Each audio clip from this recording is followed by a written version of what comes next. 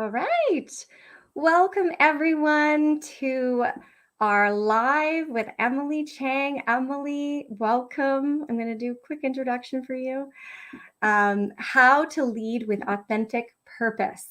So, Emily is one of our virtual speakers for the upcoming W North Conference.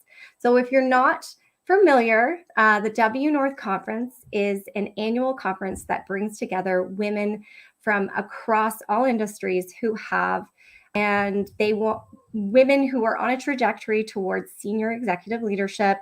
And this is our 7th year, our 6th in person, and it is our first in person after a 3-year hiatus. So if you're interested in learning more, go to wnorthconnect.com, and we've still got some tickets left, and then, of course, virtual tickets as well. So today, though, we are talking and we are celebrating the 1-year anniversary of Emily's book, The Spare Room. I've got it right here, and she's got it. How do I do this? There we go. And so today, in celebration of that, we are talking about how to lead with authentic purpose. Now, Emily is the CEO of McCann World Group in China. And prior to accepting this role, she took a year off to write this book, The Spare Room. And it was the topic of her first TED Talk. Before that, she served as a CMO of Starbucks China, where she was responsible for marketing, sales, loyalty, customer engagement, and the digital ecosystem, including e-commerce, loyalty, payments, and partnerships. That's a big portfolio, Emily. She led the teams that tripled digital tender across stores and helped open the first Starbucks roastery outside of Seattle. Love that place. Such an amazing spot. So without further ado, I would like to welcome Emily to the stage. Heather, thank you so much for having me, and thank you for the idea. Frankly, the birthday or the 1-year anniversary of this book kind of snuck up on me. So when I saw your note proposing the idea, I thought, oh my gosh, I can't think of anything better, because you were one of the first people I spoke to about the book. And to relive it 1 year later feels like it happened in the blink of an eye, though, doesn't it? Definitely. And you experienced a book launch in the middle of the pandemic. So, I mean, before I even get into my scripted questions, I would love to just learn a little bit about that, because when we were talking last time, you were, planning it out and how to get this book out into the universe. So tell us about that. You know, it has been such an extraordinary journey because I don't know how to write a book. I didn't even know if I was a good writer. I didn't know how to find an agent or a publisher. Everything just sort of unfolded. And I would give credit to the fact that, I and my family wanted to write this book as an act of generosity. This isn't about me. We make zero money. In fact, we invest in this book because all the retail sales go to SOS Children's Villages. We wanted it to be a way to contribute to people who are interested in trying to figure out what their own social legacy is, or how to just live with more intentionality. And I think because of that's sort of where this generosity begets generosity. And it all just happened within a year's time. Now, you're right. I ended up in the middle of COVID and then moving back to China for a job, all in the midst of trying to launch a book in the US. So perhaps, again, graciousness on the part of my publisher, because they were like, oh, so you're not even going to be in the US. But then COVID hit and we couldn't do live author events anyway. So I guess it kind of all worked out. There are, as I can attest to, there are a lot of advantages to hosting events virtually and being able to get the word out to so many more people. So I hear you on that. It's not necessarily a disadvantage. It's just different, and it has its own set of challenges. So well done, and congratulations on the first year. Thank you. Thank you so much. So I'd love to dive into the topic a little. So today is about leading with that authentic purpose. So in the book, you talk a little bit about offense, or the meaning. I'd love for you to define the meaning behind offense and offer, as you share in your book, with those who haven't had a chance to read it, or so they can learn more. Of course. The book started off almost like an anthology, like The Moth or Chicken Soup for the Soul, because we've had 17 kids living in our spare room over the last 22 years. We thought their stories are so worth telling. Then, as the book evolved, it really became something very different. And I love, passion projects have a habit of doing this. I put the book on the back burner because I was invited to do a TEDx talk. And TEDx is great because they really force you to ask yourself, what is your idea worth sharing? What is it you really want to tell people? And as I started to unpack what I wanted to say, I landed on it's not just stories of these kids, which are extraordinary. It's actually this idea that when you lean into what you want to contribute and what you want to aim that contribution at, you live such a deeper, fuller life. And that's an encouragement that I wanted to give people. And then as I started to do this TEDx talk, not only preparing for the talk, but the conversations that have two camps pretty much. It was like the best free focus group ever. Either people said, I generally know what I can bring to the table, but I don't know what to do with it. That would be the offer. Or people said, I know the thing that really pisses me off. I know what bothers me, but I don't know what I can do about it. I'm just one person. And that would be the offense. So it became this very simple construct of offer and offense. So the chapters are one offer, some stories of people who've discovered their offer, including my own. And then it ends with quite a lot of, I think, 40 pages of how to unpack your own offer so that by the end of the chapter, you have written out in a line, here's what I think I offer. And I think, Heather, there's power to words where if you can write down succinctly what you think that is, it's more powerful than being like, well, yeah, I think I'm generally good at these things because it becomes specific. And then on the chapter 2, it's all about offense, which is that thing you want to aim toward. And if you can, again, articulate your offense, then chapter 3 is bringing those two things together in a simple Venn diagram. And that intersection is social legacy. Awesome. And what I think is so interesting, and one of the reasons why I was so drawn to you in this book is as a CEO of a major company in China, a lot of people would expect you to write a business book, and this is a business book, but it's a different kind of business book.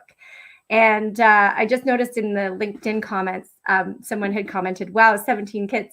So I was like, well, maybe we should revisit that. So to explain a little bit more about what your spare room represented and why this book intersects between personal and professional brand. Yeah, the first kid I brought home, I had just turned 20 years old, and it was a total fluke. So it was not intentional. I wasn't trying to be a good person. I just drove by somebody who was in dire need of help. And I just did what I could, which was take her to a cheap diner and fed her. And then as she started to walk out, she was so young. I just couldn't let her go back out into this dark and stormy night. It was Rochester, upstate New York. If anyone knows how terrible that weather is, she ended up staying on my couch for a couple of months. And I think that was a blessing in so many ways because I had to give very little. And it was such a good experience. She became like my little sister that it made me so much more open to saying, yeah, why can't I just say yes and help somebody? Now, if you had paused and said, hey, there's this girl who's run away. She's basically prostituting herself on the street. She's just been beaten up. Do you want to share a room with her for 4 months? I think I would have said no. But a lot of times when I think you just take that first step and then you take the next step, you find you're just capable of so much more than you would imagine. So over time, different young people, sometimes babies, sometimes young adults, and a lot of teens, like that first girl, have just ended up on our front porch. Whether it was when I was single, when I was dating my now husband, when we were a young couple, even when we had a baby, when we were pregnant. And most recently, just 1 month ago, when our daughter's now 13. And it's kind of interesting, we're celebrating the 1-year anniversary of the book. My daughter's 13 as we have our 17th kid in the spare room. And the first kid I had in 98 was 13 years old when she moved in with me. Wow. Wow. And it's interesting how you walk through that process of, you didn't just say yes right away. Like the opportunity found you Yeah. and you made steps towards this being your social legacy. A lot of people are, at this moment in time, searching for what their social purpose and their legacy might be. Mhm. And there are always these signs that you don't always see. And there are things that we often do anyways that we don't fully realize that this could be a part of our bigger purpose. Yeah. And then more recently, there's a lot of people that are feeling like they have to attach that social purpose to the job that they're in, which I don't believe. I think Mm. there's a lot of opportunity to find, purpose in, of course, in your work, but other, external um, contributions that we can make. So, what advice would you potentially give to people? I'm sure you get asked this quite a lot in terms of trying to find out and hone in on what that legacy could be for them. That's a great question. So the first thing I wanted to share is why social legacy?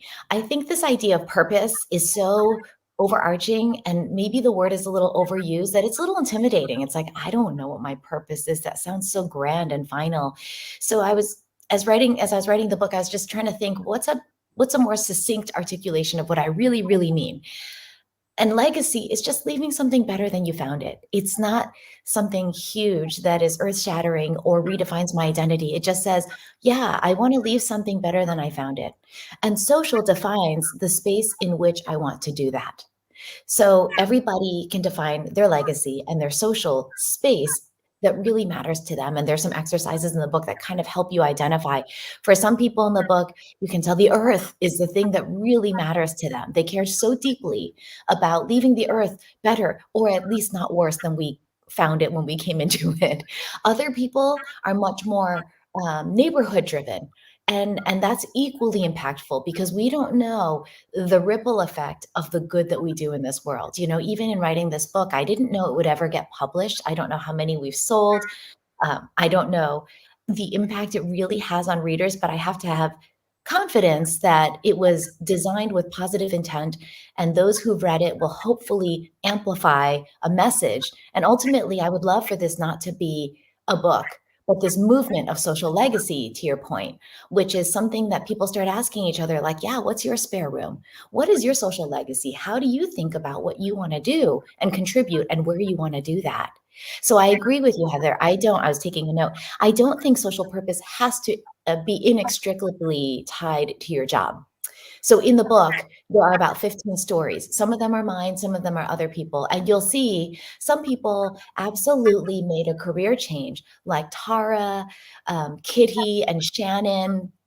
They realized they wanted to use their offer, their skill set to do something that was more meaningful. Like Tara's chapter is called A Voice for the Voiceless. She has an amazing voice and an incredible talent. She was the first APA singer for Cirque du Soleil, but she said, I want to use my voice to tell stories and share experiences that are more meaningful. But there are others who discovered a social purpose or an ability to leave a legacy in the job they're already in, like Thomas, who discovered the two homeless gentlemen who were en route from car to office every day, or Karen, who was a physical therapy worker and said, I want to go see what I can go do in the Ukraine because I think more orphans can become deemed adoptable with some simple activities. Or there are other people who, like me, I had, I think, 7 or 8 kids in my home before I ever really told anybody at work about it, because I always sort of compartmentalized. To me, this was home, and it was really my friend Will who kind of said, "Why don't you tell people at work? I think it's kind of cool. Like, this doesn't really have to be separated." And that was where I think I entered a new chapter in my own professional career, where I realized, yeah, maybe it's not associated with my work, taking care of kids who need a safe place, but bringing it into the workplace or integrating my professional and my personal life can help me become more effective in both places. 100%. And I love that you shared that initially you were somewhat uncomfortable, or maybe not uncomfortable, but you Yeah. didn't know if it was appropriate. And I think if anything, COVID has taught us over the last 2 years is that there's less lines between our personal brand or our personal presence and our professional one. And I think it's important. I was just talking to a friend who did an offsite. With a remote team, it's really important to have that understanding of the other side of that person's life, because it does affect how they do business and how they are, what's their priorities in business and even marketing decisions. Actually, I'd love to plant on that for a second, because you are a marketing executive. So I'd love to get a sense of, this is a wider conversation, but I'm seeing this shift in where businesses are having to essentially market their culture. Yeah. In marketing, a job that's posted, it's less about maybe marketing the coffee that we're selling, but it's marketing the culture that we're selling in this time of trying to recruit. So I'd love to get a sense of what you're seeing in that, and that's with the lens of marketing, and your perspective on leading. I think it's more important than ever before, not only because in Shanghai, we're coming on 1 month of being quarantined again. It's like back to the future. And I think that can be really demoralizing. So it's almost a petri dish in that respect. But I spent 22 years working on what we call the client side in corporate. And the last 10 years of that was all in retail and hospitality. It's all service industry. And we always say that people are the most important thing in our company. It's true. And now that I run creative agencies, it's taken it to a completely different level because we literally are only people. We're people and real estate. And now that we're working 1 month at home, we're actually just people. That's So so we do great work when we have the right people. And if we don't have the right people, we don't do great work. It's super binary. And if we have great people, but they're not motivated or they don't love work or feel inspired or valued, they're not going to do great work. So to me, I'm in the simplest distillation of people management that I've ever been in.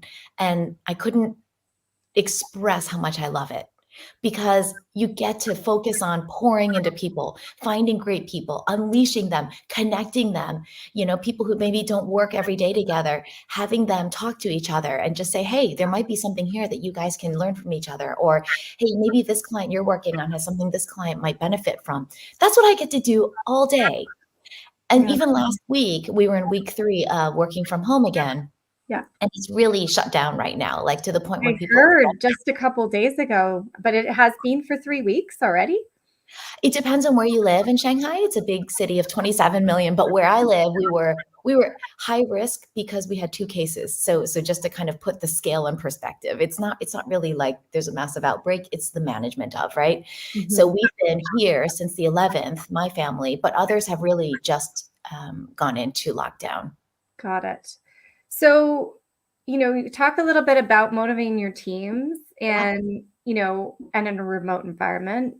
And I'd love to get a sense of how you gave us a window, your leadership style in terms of motivating Mm. and inspiring these, creatives, really, your creative team members to stay engaged. What are some of your tips for that, especially in a remote environment? How do you keep everyone excited?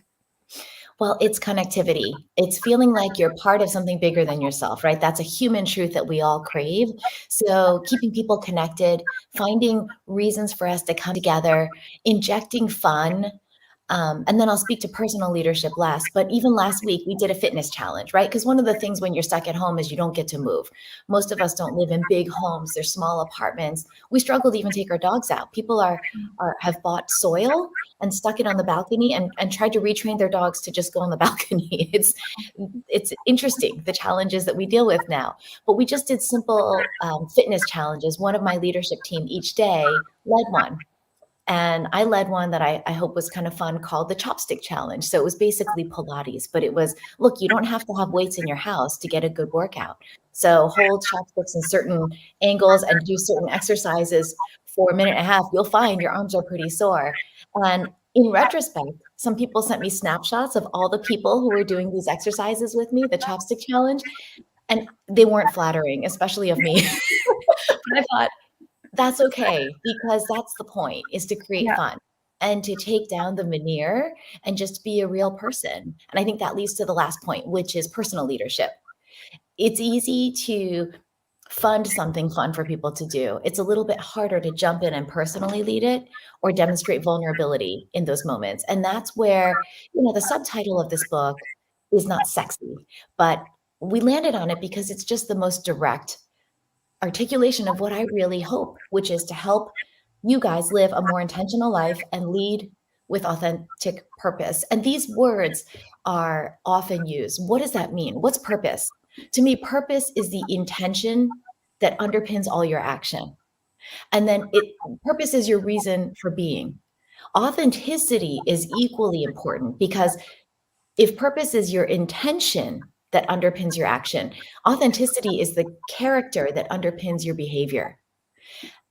And if your reason for being is your purpose, your sincereness of being or your consistency of who you are is authenticity. And I think as a leader, when people are stressed or demoralized or struggling, seeing that you are a purpose-driven leader and that you're authentic in it, I think both are equally important, because if you're purpose-driven but inauthentic, people smell it a mile away. If you're really authentic, but you don't have a purpose that fuels your behavior and your leadership, it's easy to get lost as well. So I think those two things really do go hand in hand.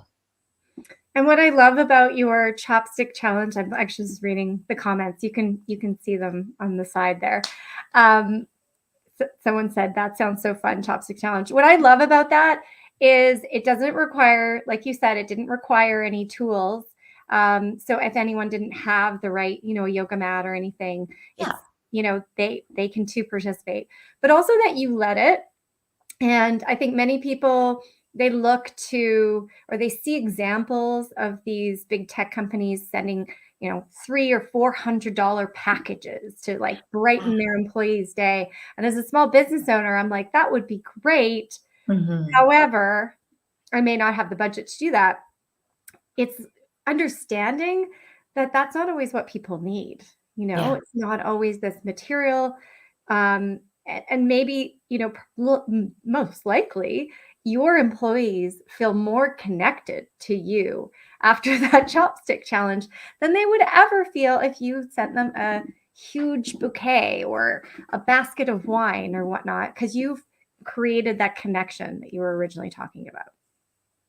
I hope so. I think that's the intentionality part, which is thinking through what people need, how I can help them get there, and put myself aside, and sometimes being a little silly or letting people see fat rolls. I looked at this photo someone snapped. I was like, "Oh, good God." But they know that I'm in it for them and I'm all in. And hopefully that means something when we're all stuck at home and doing our best to work together. Amazing. Well, you are speaking at our virtual conference, which is coming up at the end of next month. Yeah. Our, this is my first time, or our first time as a team doing the hybrid. I'm really excited about it. We have produced several virtual conferences over the pandemic, and of course, we had five in-person Whistler-based conferences before the pandemic. So you are tuning in virtually, which is amazing. And your talk is defining your social legacy and becoming a purposeful leader. What can we expect? Your talk is about 15 minutes. What are some of the key focuses that you're going to reflect on? Well, we've talked a lot about the theory, right? What is social legacy? And we've talked about purpose, authenticity, intentionality, these words that get used a lot, but I've kind of tried to define them. I guess what I like to do is get action oriented, which is, so how do I do that? How do I apply it in my workplace? So I have a little construct that goes through, who are you as a leader? How do you define that? What do you stand for? A lot of that is social legacy. How do we unpack that sort of in a super quick version? And then very importantly, how? How do you bring it to life? The fitness challenge is one small tactical example, but how do you represent who you are and what you stand for every day at home and at work? Love it. Love it. And I know, some of the diagrams that are in the book are really helpful. Just as sort of another plug, we will have a copy of the spare room in our W North experience box that every in-person attendee is getting. So I've got a pile of them in my house right now. So I'm really excited about that.